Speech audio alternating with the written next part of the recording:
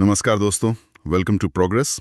आज की इस गहरी चर्चा में हम एक ऐसी बात को डिकोड रहेंगे जो आपके धन और आज़ादी को देखने का नजरिया पूरी तरह बदल देगी।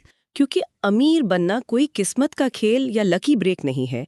ये एक बहुत ही ठोस तार्किक फॉर्मूला है। बिल्कुल, और आज के हमारे स्रोत हैं नवल रविकांत के वेल्थ और फाइनेंशियल फ्रीडम पर आधारित नोट्स। इस चर्चा का मिशन यही है कि हम उस फॉर्मूला को समझें जिसके 3 मेन पिलर्स हैं: जजमेंट, लेवरेज और कंपाउंडिंग। हाँ, और देखिए, इस चर्चा की शुरुआत में ही एक सबसे बुनियादी भ्रम को तोड़ना जरूरी है।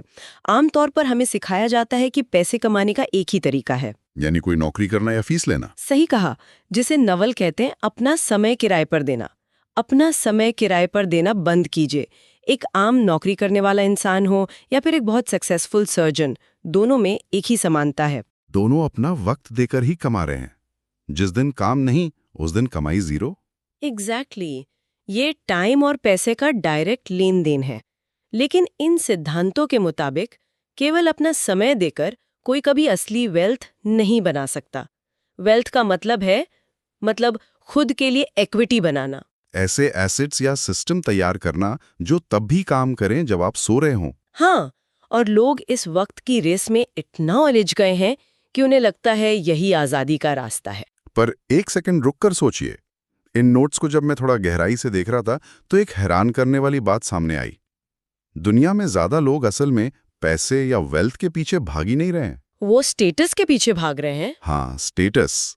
एक महंगी गाड़ी सिर्फ इसलिए ईएमआई पर लेना ताकि पड़ोसी को दिखा सकें। ये एक अजीब सा मानसिक जाल है। देखिए, स्टेटस की साइकोलॉजी बहुत पुरानी है। इंसान हमेशा कबीलों में रहा है और वहां सर्वाइवल के लिए हायरार्की में ऊपर रहना जरूरी था। लेकिन दिक्कत ये है कि स्टेटस एक जीरो सम गेम है। जीरो सम गेम यानी एक लिमिटेड पाई है जहां एक को ज्यादा चाहिए तो दूसरे का हिस्सा कटना पड़ेगा। Status is a zero sum game. एक को नंबर 1 बनना है तो दूसरे को वहां से हटाना ही होगा। इसमें सिर्फ वैलिडेशन, ईर्ष्या और तुलना होती है। इसके ठीक उलट वेल्थ एक पॉजिटिव सम गेम है, जहां कोई किसी से कुछ छीन नहीं रहा। बिल्कुल। अगर आप एक ऐसा सॉफ्टवेयर बनाते हैं जो हजारों लोगों का टाइम बचाता है, तो आपने एक नई वैल्यू क्रिएट की। आप भी अमीर हुए, समाज का भी फायदा हुआ, पाई का आकार ही बड़ा हो गया। इसीलिए रैट रेस से निकलने का एक ही रास्ता है, स्टेटस गेम को पूरी तरह से छोड़ देना और अपनी ऑथेंटिसिटी पर ध्यान देना, क्योंकि दुनिया में कोई भी आपको आप होने में नहीं हरा सकता। तो अब सवाल ये आता है कि अगर एक आम इंसान इस वेल्थ को बनाना शुरू करना चाहता है तो वो करे क्या? इसका जवाब एक बहुत ही खास कॉन्सेप्ट में छिपा है, स्पेसिफिक नॉलेज, यानी विशिष्ट ज्ञान। जिसे हम किसी क्लास या सिलेबस में नहीं पढ़ सकते। नहीं, ये वो ज्ञान है जो आपके लिए एक खेल जैसा है, लेकिन दुनिया के लिए बहुत मुश्किल काम है। ये आपकी नेचुरली आने वाली क्यूरियोसिटी और ऑब्सेशन से बनता है। एक तरह से वो चीज जिसमें आप बचपन से ही डूबे हुए थे। सही कहा, क्योंकि अगर किसी काम को आसानी से किसी क्लास में सिखाया जा सकता है तो इसका मतलब क्या है? इसका मतलब है कि कल आपकी जगह किसी और को ट्रेनिंग देकर आपसे रिप्लेस किया जा सकता है। और जिसे आसानी से रिप्लेस किया जा सके उसकी मार्केट में कोई खास वैल्यू नहीं होती। हाँ, और आज के एआई के दौर में तो ये और भी सच है। एआई हर उस काम को आसानी से कर लेगा जो रिपीटेटिव है, डेटा एंट्री, बेसिक कोडिंग या कॉपी पेस्ट वाले काम। लेकिन इंसान का अनुभव, उसका टेस्ट और उसका ओरिजिनल जजमेंट, इन्हें कोई मशीन रिप्लेस नहीं कर सकती। इंसान को खुद को जनरल लेबर से हटाकर रेयर बनाना होगा। खुद से पूछे कि आपका वो स्पेसिफिक नॉलेज आखिर है क्या, जो आपके लिए प्ले है और दूसरों के लिए वर्क। अगर इस चर्चा से आपको वैल्यू मिल रही है तो वीडियो को लाइक जरूर करें। इससे इस चैनल को ग्रो करने में मदद मिलती है। तो जब किसी को अपना स्पेसिफिक नॉलेज मिल जाता है तो उसके बाद जरूरत पड़ती है उसे दुनिया तक पहुंचाने की, और वहां एंट्री होती है लेवरेज की। लेवरेज? समाज में हमेशा सिखाया गया है कि बस कड़ी मेहनत करो, hard work is the only की। पर अर्थशास्त्र हमें बताता है कि सिर्फ कड़ी मेहनत को स्केल नहीं किया जा सकता। एक इंसान 24 घंटे से ज्यादा काम नहीं कर सकता। हिस्ट्री में अगर हम देखें तो लेवरेज का सबसे पहला रूप था लेबर, यानी मजदूर। दूसरों का समय इस्तेमाल करना। और फिर इंडस्ट्रियल रेवोल्यूशन के बाद आया कैपिटल, यानी पैसा। लेकिन इन दोनों पुराने लेवरेज में एक बहुत बड़ी रुकावट थी। ये दोनों परमिशन बेस्ड थे। मतलब इनके लिए आपको किसी ना किसी की इजाजत चाहिए होती थी। लोगों को हायर करने के लिए उन्हें मनाना, कैपिटल के लिए बैंक या इन्वेस्टर्स के पास जाना। हाँ, लेकिन आज इंटरनेट के दौर में हमारे पास दो सबसे ताकतवर और नए लेवरेज है, कोड और मीडिया, और ये परमिशनलेस है। इनके लिए किसी से पूछना नहीं पड़ता। एक डेवलपर अपने कमरे में अकेले बैठकर सॉफ्टवेयर बना सकता है, एक क्रिएटर वीडियो रिकॉर्ड कर सकता है। इसकी मार्जिनल कॉस्ट ऑफ रेप्लिकेशन लगभग 0 होती है। यानी उसे एक इंसान देखे या 1 करोड़, खर्च नहीं बढ़ता, और ये रात दिन काम करते हैं। Leverage multiplies your decisions. इसीलिए फोकस इस बात पर नहीं होना चाहिए कि मैं कितनी मेहनत कर रहा हूँ, फोकस इस पर होना चाहिए कि मैं अपने काम में लेवरेज का कितना इस्तेमाल कर रहा हूँ। लेकिन देखिए, लेवरेज के साथ एक खतरा भी तो है। अगर दिशा गलत हो तो लेवरेज आपको बहुत तेजी से खाई में भी तो गिरा सकता है। बिल्कुल गिरा सकता है। लेवरेज एक फोर्स मल्टीप्लायर है, और इसीलिए फॉर्मूला का अगला पिलर सबसे अहम है, जजमेंट, यानी आपकी निर्णय लेने की क्षमता।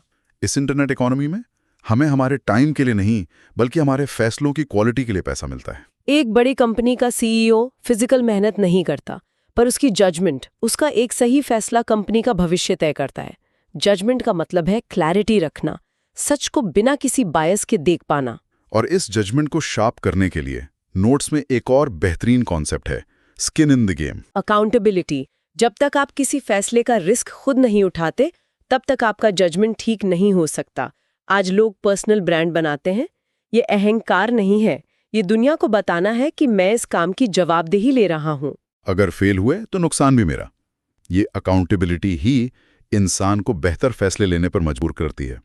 सोचो, जब ये तीनों स्पेसिफिक नॉलेज, लेवरेज और जजमेंट एक साथ आते हैं, तब क्या होता है? वहीं से असली जादू शुरू होता है, कंपाउंडिंग का जादू। लोग आमतौर पर सोचते हैं कि कंपाउंडिंग बस म्यूचुअल फंड्स या बैंक इंटरेस्ट तक सीमित है। लेकिन सच ये है कि जिंदगी की हर जरूरी चीज कंपाउंड होती है।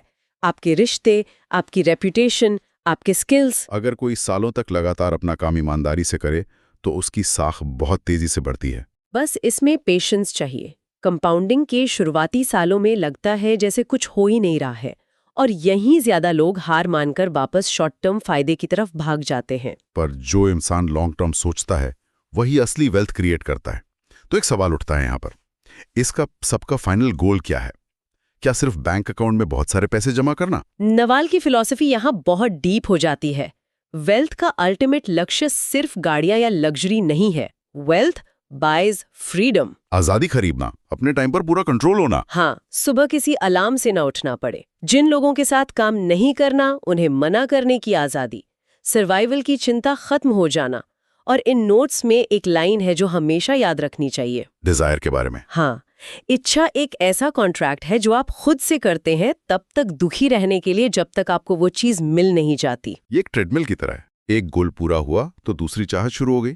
इसीलिए असली आजादी तब है जब आप उस ट्रेडमिल से उतर सकें, जब किसी को कुछ साबित ना करना हो, जब आप बिना कंपैरिजन के शांति से बैठ सकें। वही असली अमीरी है। तो अगर हम इस डीप डाइव को एक समरी में पुरोएं, अमीर बनने के लिए स्टेटस का खोखला गेम छोड़ना होगा, अपना स्पेसिफिक नॉलेज पहचानना होगा, कोड और मीडिया जैसा परमिशनलेस लेवरेज अपनाना होगा, अपना जजमेंट शार्प करना होगा, और अपने टाइम को किराए पर देना बंद करके इक्विटी बनानी होगी, ताकि ये सब कंपाउंड हो सके। ये पूरा सिस्टम लॉजिकल है, लेकिन इस चर्चा को मैं एक ऐसे विचार पर छोड़ना चाहूंगी जो थोड़ा असहज करता है। कैसा विचार? देखिए, अगर स्पेसिफिक नॉलेज पूरी तरह आपकी नेचुरल क्यूरियोसिटी पर टिका है, तो उन लोगों का क्या जिनकी नेचुरली आने वाली क्यूरियोसिटी की आज के इकोनॉमिक सिस्टम में कोई वैल्यू ही नहीं है? हाँ, जिसे हम मोनेटाइज ना कर सके। क्या इस डिजिटल इकोनॉमी में सच में हर एक अनोखे ऑब्सेशन को लेवरेज के जरिए वेल्थ में बदला जा सकता है? या आज भी कुछ ऐसी रुचियां हैं, कुछ ऐसे आर्ट फॉर्म्स हैं जो इंसान को शांति तो दे सकते हैं, पर फाइनेंशियल फ्रीडम नहीं? ये सच में एक डीप सवाल है जिस पर हम सबको सोचना चाहिए। वेल्थ या स्टेटस, आप क्या चूज कर रहे हो?